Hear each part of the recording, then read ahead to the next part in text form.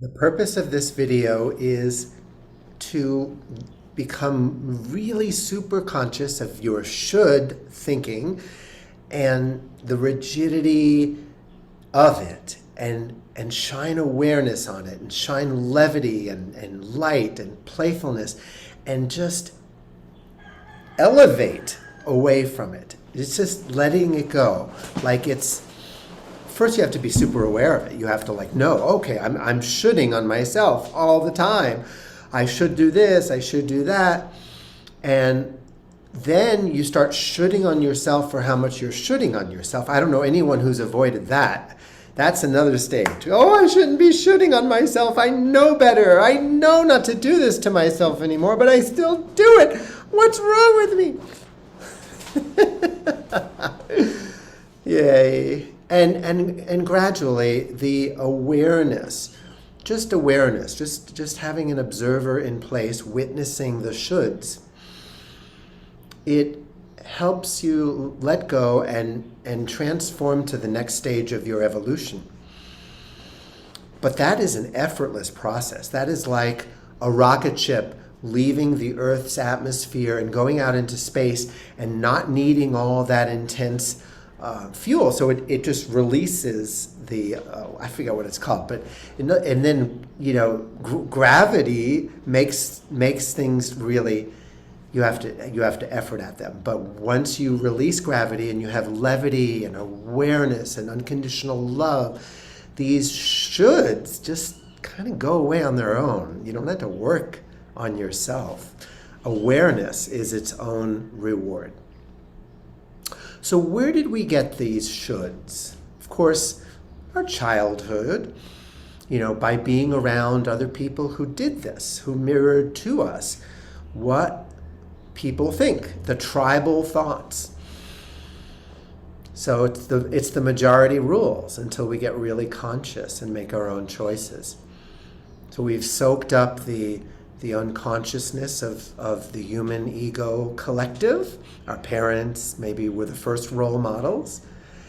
And because our primary need when we were young was for belonging and connection, we assumed the thought structures of our parents, of our authority figures, so that we could belong, we can connect, we can relate to them.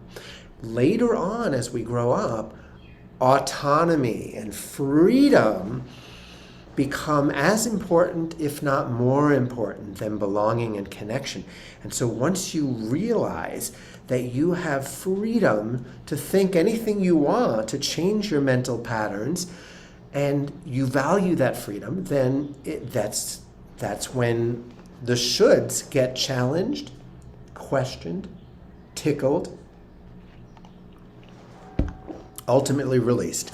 I recommend a writing process every day, journaling. I should this, I should that, I should be further along, I should stop shoulding, and then take a step back and breathe and look at it and say, this is not me.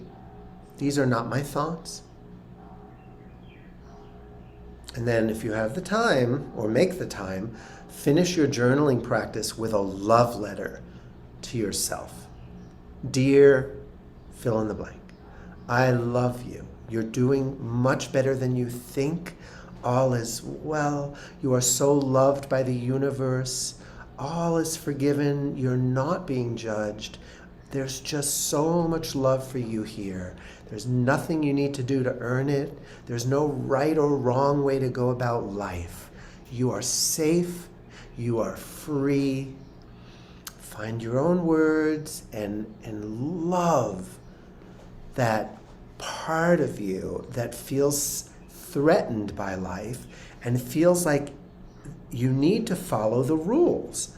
And the rules are your shoulds.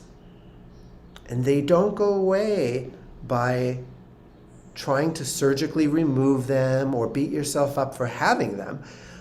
Only love heals. So whether these shoulds were born in trauma, past lives, doesn't matter. What matters is bringing love to that fearful, guilty voice inside that says, you better clean your room, young man. Because it's like a critical parent that has stayed with you.